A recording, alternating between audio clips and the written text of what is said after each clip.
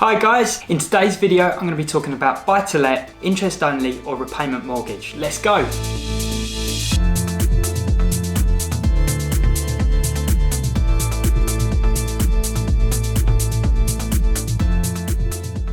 So a question I get asked all the time is when buying a buy-to-let property, should I choose an interest only or a repayment mortgage? Now, the very short answer is it depends on your personal circumstances. However, I'm sure you didn't click on this video to hear the short answer. So let's delve a little deeper. Before watching the video, I have a question for you. Do you own a rental property? And if not, would you ever consider buying one? Leave your comments below.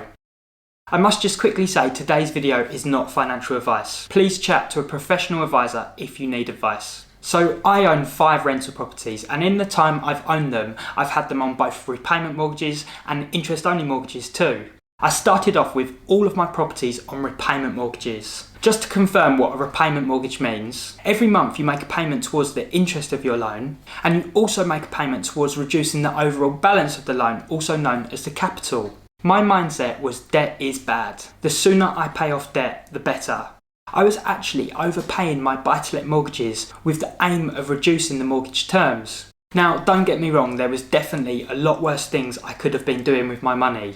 And with the plan that I had, all of my properties would have been mortgage-free before I was 50 years old. However, people will question this. I remember the first time that I ever saw my latest mortgage broker. And when I first told him that my buy-to-let properties were all on repayment mortgages, he was surprised. This then happened when I spoke to my accountant about it. The more that this happened, the more that I realised I was going against the norm. Having a very open mind when it comes to making more money, I explored the option of changing my mortgages to interest only. Here is what I found. Firstly, just to confirm, an interest only mortgage means that every month you only pay off the interest due on your loan and nothing else. This means by the end of the mortgage term, you still owe the whole amount, the capital that you borrowed. Now, if you're anything like me and you're brought up that debt is bad, this can seem counterintuitive. However, you have to remember that some of the most successful business people in the world have used what they call good debt to create their business empires. Lots of property investors would class a mortgage as good debt. One of the main advantages for an interest-only mortgage is that it increases your cash flow from the property each month in comparison to having a repayment mortgage. An example of this, let's say I was paying £400 a month on a repayment mortgage. By changing to an interest-only mortgage, my monthly payment drops to £200 a month. You can now see that every month I would save £200 on mortgage payments. With this extra money, the first thing that I would suggest you to do is build an emergency or maintenance pot. You don't know what and when you're going to have to pay out for your property. However, once you have this emergency pot, you can then start either saving for your next property or investing elsewhere. Right now, at the time of recording this video, interest rates are very low. This is why you may have heard people saying interest-only mortgages are like the bank giving you free money. Now, of course, it's not free, it's very important for you to know that. However, what they are saying is that there is a good chance that you could earn more than the interest you would save by paying off your loan. A couple of ways that you could do this could be investing in low-cost index funds or buying more properties. It's still very important that you do not overstretch yourself and think of the potential risks.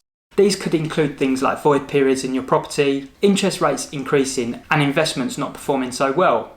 I know a lot of property investors that sleep that much better at night knowing that their properties are bought and paid for.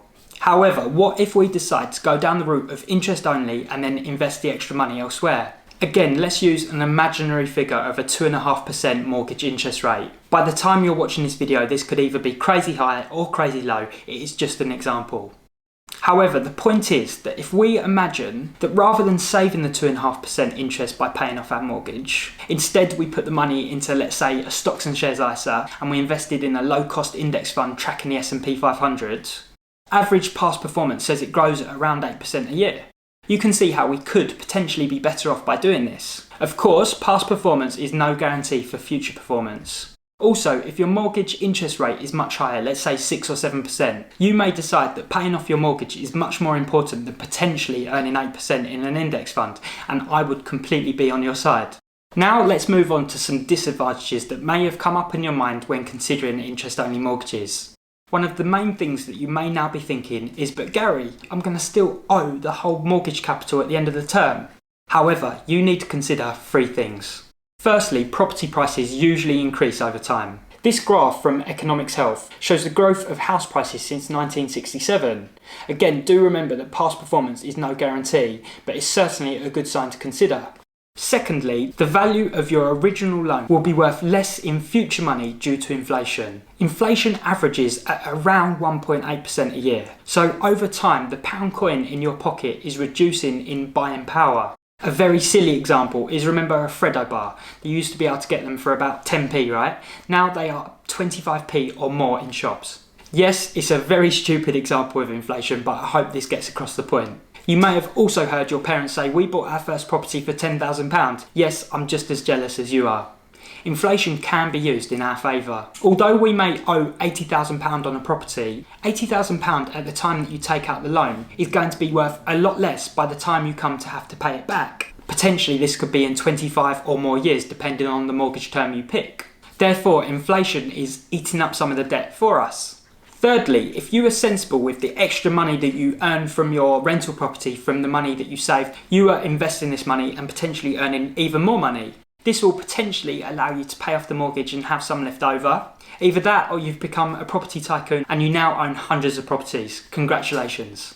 The next problem you might be asking is, what if interest rates go up? Simple answer, fixed mortgage. Mortgages can be fixed for 10 years and this will guarantee the amount that you're going to have to pay each month.